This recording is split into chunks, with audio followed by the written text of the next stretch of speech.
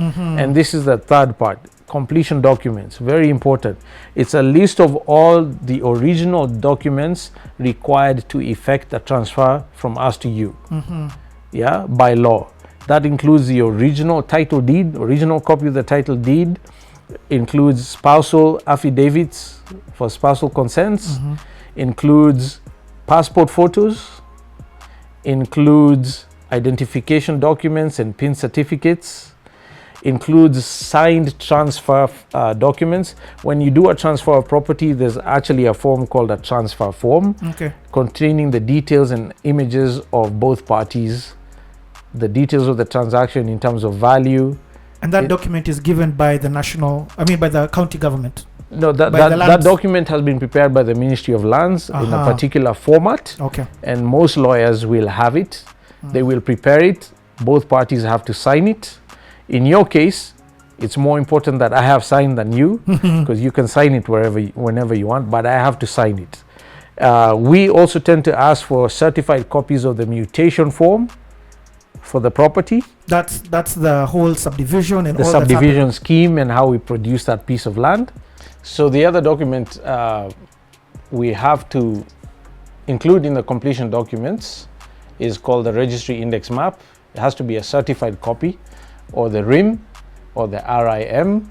The reason we include that as a requirement in the completion documents, very important in your sale agreement, is because now going forward, as the country digitizes the title deeds under the unified system, that registry index map is more important than your actual title deed. I've done an episode about this before, including with Caroline Mutoko, where we explained the import of that. But people can also visit Ardhi Sasa, which is the Ministry of Lands online portal, to understand the process.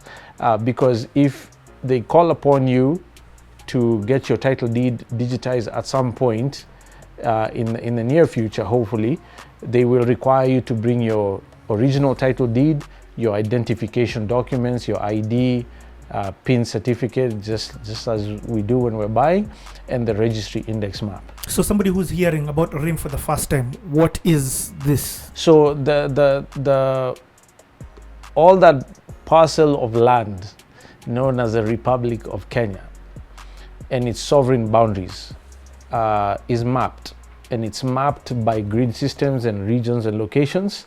And these, in their smallest form, are called registry index maps, right? Anything smaller than that would have to be a deed plan or a mutation form. A deed plan and a mutation form are the same thing for the different title tenures. Deed plans will generally be for leasehold titles, and mutation forms are generally for agricultural, freehold type of titles and properties. Now, what the government is doing with the digitization process is getting rid of deed plans and mutation forms as reference documents on properties. They are unifying the new title deed regime by cross-referencing with a registry index map, because the registry index map will contain your property clearly illustrated on it, along with the neighboring parcels or blocks of land for a larger area. That's so cool, though. So yeah, absolutely. That's to our advantages as landowners. Because if your property has a title deed, but for some reason is not indicated or illustrated clearly on the registry index map or the RIM, or AKA the RIM, then there's a chance that you might have paid for thin air, because the RIM is what proves that the piece of land in its shape and dimensions exist within the boundaries of Kenya as part of its land mass. Okay. That makes sense, right? This is why that document is extremely important. In fact, in my view, and I'll say it here, in terms of order of priority, the most important document in any property transaction is a green card. Green card. Now, the green cards also have white cards associated with them, but green card is sufficient.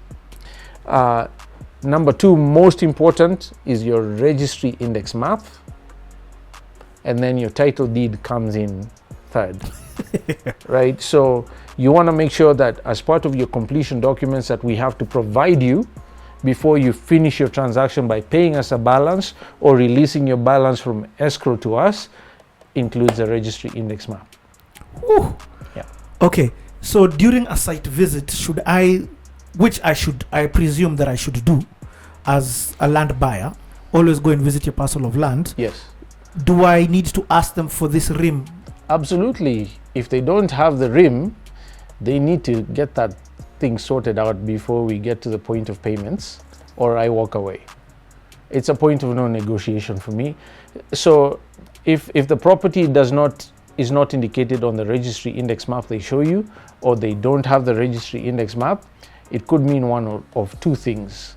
Number one, the property is legit, it's clean and everything, but for whatever reason, the surveyor who handled its production did not complete the process after the title deed was produced, and have the registry index map amended to include that parcel of land clearly indicated or illustrated.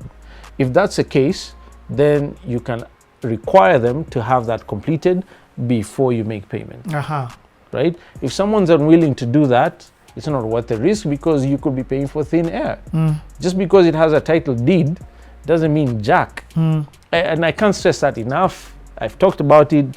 I know it sounds alarming sometimes, but it's a fact.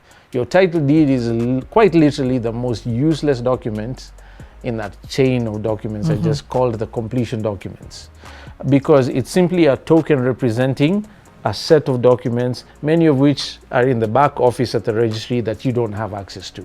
So if the RIM is not indicating my property, either they didn't complete the process, in which case they can and should, or the property literally does not exist within the boundaries of Kenya.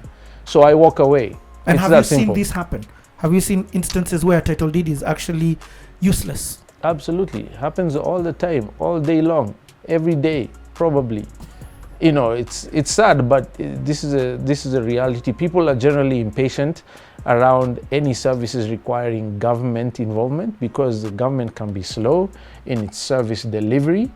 I mean, in essence, it's the largest corporate we have to deal with. They manage a lot, and there's inefficiencies. That's a fact. But that should not excuse you skipping a step or paying a bribe to skip a step for the sake of getting to your end zone. You have to make sure all these documents are in place, or else you could be getting conned. And this has to do with the seller's attitude and energy when you're transacting with them.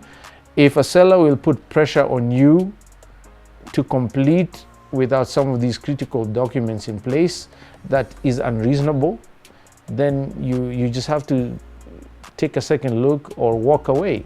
I mean, it's that simple. It's not worth the risk. If you have any respect for the money you have saved and put together, or borrowed and compounded from other people, you cannot skip a single step in that process. Okay, so I've got this document, I've paid my deposit. I've paid my deposit before. When should I've paid my deposit. We've entered the sale agreement. Yep. All these documents have been gathered. You're telling me this process, if the titles were created, should normally take 45 days. What is happening at that time from the person who I'm buying a parcel of land? What are they doing at this time?